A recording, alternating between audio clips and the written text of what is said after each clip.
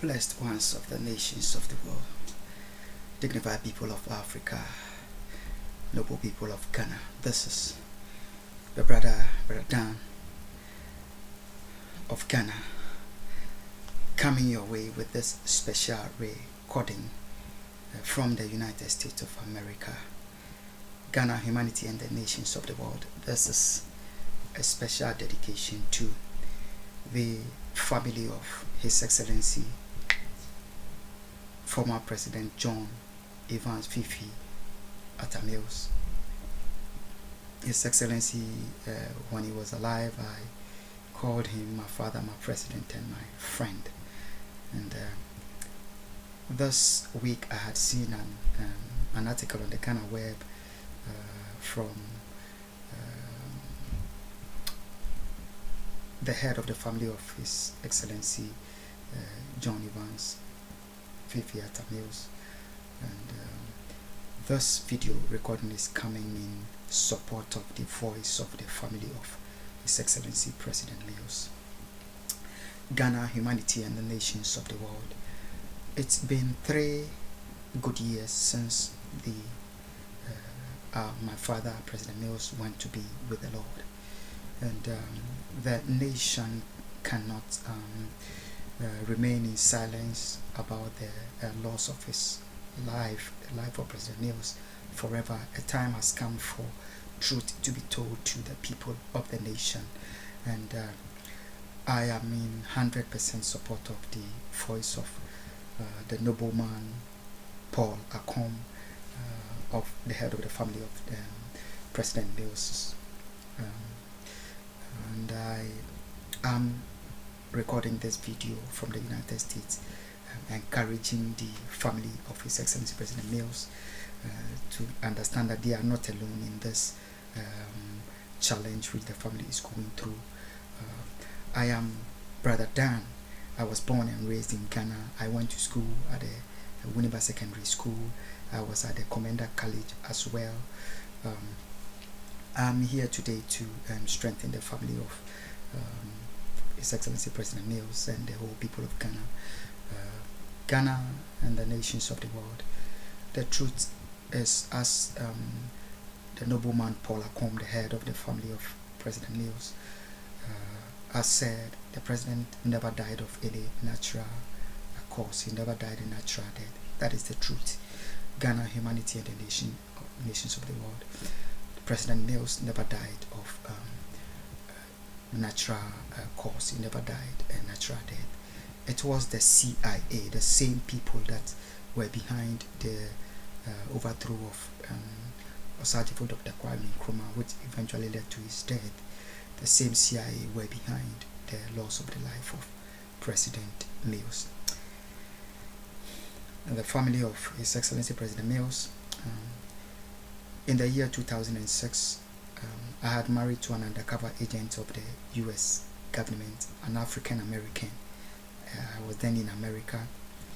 Through the marriage, the topmost secret of the US government became known to me, and which is that years before the year 2011, May 2nd, which Barack Obama, the president of the United States of America, told a big lie to America and the nations of the world that the US have killed Osama bin Laden on May 2nd, 2011. There was no single truth in that. That was a total lie. And years before that 2011 May 2nd, Osama bin Laden was not alive. This was the secret that was kept by the US government, and through the undercover agent it became known to me. And by law, if an undercover agent's cover gets blown, she's supposed to be protected for the rest of her life. And the US government, knowing the volume of secret that had fallen to me, including the US government planned to establish a UN military base in Ghana, which was an agreement between the US government and the Kufuor administration, and the takeover of the Ghana's oil by the US government, and some politicians of Ghana for themselves who took 3.5% of Ghana's percentage in the oil for themselves. Ghana's percentage is only 10%. So those politicians involved in this deal, when the cover of the undercover agent got blown, what they could do to protect the state secret was that they had to, before President Nel took over office in the year 2009, the truth is the problem had already been created, and the US government and the government of Ghana were finding means to cover up the secret. And so when President Mills took over, long before, the undercover agent has been able to infiltrate with the CIA and his political party, which in Ghana, the NPP, they have bought the mind of this man, Mr. Daniel Opukweje, my uncle, and who was aiding the US government for years through the year 2009 to 2007, 2009. The US government was taking him secretly behind the President Mills' administration to Sweden, Austria, Germany, from where they were planning the cover-up. And the man was literally committing treason behind President Mills. And so the long and short of it all is President Mills was sitting as a government where traitors have taken over the nation, and huge sums of money. If we go to Kumasi Patase, this man, there is a multi-million-dollar mansion. Kumasi Patase, your Anna, Mr. Paul Akon, your family, the Mills family, President Mills family, can go check this out. Kumasi Patase, the multi-million-dollar mansion built on the Opukweje Avenue, belonging to this man, my uncle, whose mind the US government and some politicians of Ghana bought to aid the US government in covering up of the crime behind the President Mills administration. Beside that, there were cars upon cars. There was a gas station that was built for this man at Techiman, in aiding the US government in covering up the crime. This is my brother, my one and only brother of the same mother and father, Samuel Sarkodie. He as well was given a 6-bedroom mansion and 33-seater German bus in covering up of the crime. Eventually, the undercover agent in the year 2011 with the CIA, in trying to save herself, because I had 2 children with her, and she wanted the children and wanted the opportunity to go spend the millions of dollars, part of which has been used to pay my family off with her new her man, because he wanted me out of her life. So she plotted with the CIA, including this man, Mr. Daniel Opukweje, whom the US government, the CIA, took him to Sweden in the year 2011, when I had come to Ghana and the undercover agent being in the US, together with other CIA agents in Canada, from Canada, others in the United Kingdom. They plotted and got me kidnapped. They tried to kill me, murder me, to cover up the secret behind President Mills' administration.